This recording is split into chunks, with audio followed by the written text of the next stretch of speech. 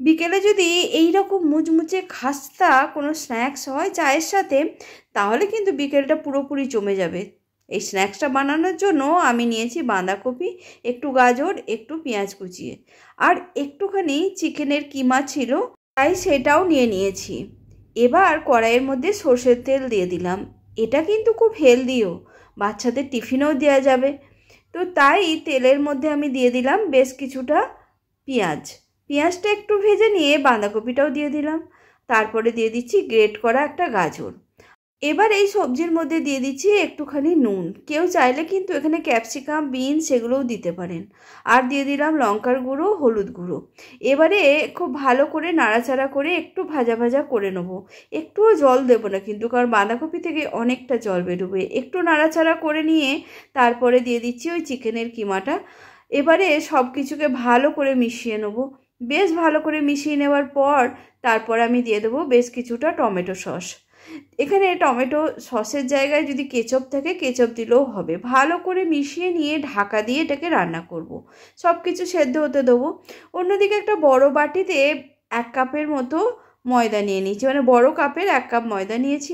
আর একটু নুন, একটু চিনি দিয়ে দিলাম, আর দিয়ে দিচ্ছি একটুখানি কালো জিরে। এবারে সব কিছুকে মিশিয়ে নিয়ে এর মধ্যে দিয়ে দেবো তেল। এখানে আমি 2 চামচের মতো তেল দিয়ে দিচ্ছি, দিয়ে ভালো করে ময়াম করে নেবো। বেশ ভালো করে কিন্তু ময়াম করতে হবে। ময়ামটা যত ভালো হবে ততই কিন্তু খাস্তা হবে। তাছাড়াও আমি আর একটা জিনিসও দেবো, যার জন্য কিন্তু এটা খুব খাস্তাও হবে।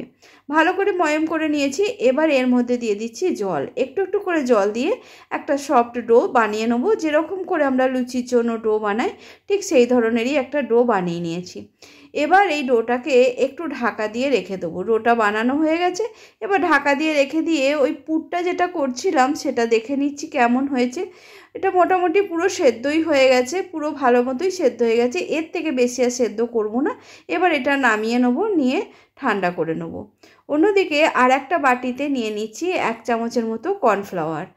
কর্নফ্লাওয়ারটা নিয়ে তার মধ্যে দিয়ে দেবো, এখানেও দিয়ে দিচ্ছি 1 চামচ, মানে 1.5 চামচের মতো কিন্তু তেল এখানে লেগেছে। কেউ ঘি দিয়েও করতে পারেন, তবে আমি তেল দিয়েই করেছি।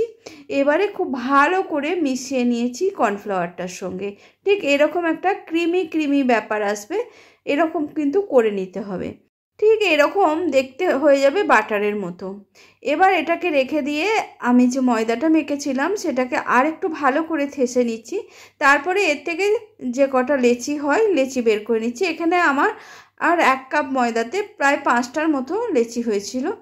এবার একটা করে লেচি নিয়ে একটু করে ময়দা বা আটা যা হোক কিছু লাগিয়ে নিয়ে বড় করে বেলে নিতে হবে। যেভাবে রুটি বেলি ঠিক ততটাই কিন্তু বড় করে একটু বেলে নিতে হবে। পুরোটা বেলা হয়ে গেছে। এবার যে কর্নফ্লাওয়ার আর তেলের মিশ্রণটা বানিয়েছিলাম সেটা কিন্তু দিয়ে দিচ্ছি। রুটির মধ্যে দিয়ে খুব ভালো করে রুটির ওপরে মাখিয়ে নেব। বেশ ভালো করে হাত দিয়ে দিয়ে এরকম পুরো রুটিটাতে, যাতে পুরোটাতেই মাখানো যায়, ঠিক এইভাবে মাখিয়ে নিচ্ছি।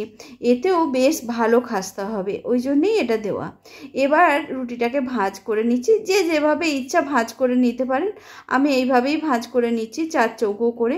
এবার এর ওপরেও আর একটুখানি আমি ওই যে ব্যাটারটা, মানে যেটা বানিয়েছিলাম তেল আর কর্নফ্লাওয়ারের, সেটা আরেকটু দিয়ে দিচ্ছি ওপর থেকে। এবারে আবারও এটাকে ভাঁজ করে নেবো। খুব ভালো করে ভাঁজ করে একদম ছোট্ট করে গুটি করে নেবো, নিয়ে এটাকে রেখে দেবো। এইভাবে সবগুলো করে নেবো। তো তার মাঝখানে আমি কড়াই বসিয়ে দিলাম গ্যাসের মধ্যে, তার মধ্যে তেলটা গরম হতে দিয়ে দেবো। এগুলো সব বানানো হয়ে গেছে। এবার যেটা সব থেকে আগে বানিয়েছি সেটা নিয়ে নেবো। নিয়ে সেটাকেও আরেকটু বড় করে বেলে নেবো। রুটির মতো না হলেও একটুখানি লুচির থেকে বড় বেলে নিচ্ছি। এবার মাঝখানে এইভাবে পুরটা দিয়ে দেবো, দিয়ে দুটো সাইড এইভাবে বন্ধ করে নেবো। প্রথমে দুটো সাইড বন্ধ করে নেবো, নিয়ে আবার এই দিকটাও বন্ধ করে নেবো, মানে লম্বা দিকেও বন্ধ করে নেবো আর এদিকেও বন্ধ, কিছুটা নিমকির মতো সাইজ করে নেবো। হ্যাঁ, ঠিক এরকম 4 চৌকো করে কিন্তু ভাঁজ করে নিচ্ছি। এবার এগুলোকে সবগুলোকেই প্রথমে তৈরি করে নেবো, তারপরে গরম তেলে এগুলোকে ছেড়ে দেবো। দিয়ে একটু সময় নিয়ে, মানে মিডিয়াম ফ্লেমে আস্তে আস্তে করে এগুলোকে ভেজে নিতে হবে। যত কম আঁচে ভাজা যাবে ততই কিন্তু বেশ খাস্তা হবে। এবার উল্টো পাল্টা করে ভালো করে ভেজে নিচ্ছি, একটু লালচে লালচে করে একদম ভেজে নিচ্ছি। যেরকম করে নিমকি ভাজা হয় ঠিক সেরকম করে কিন্তু ভেজে নিতে হবে। সবগুলো এইভাবে ভেজে নেব।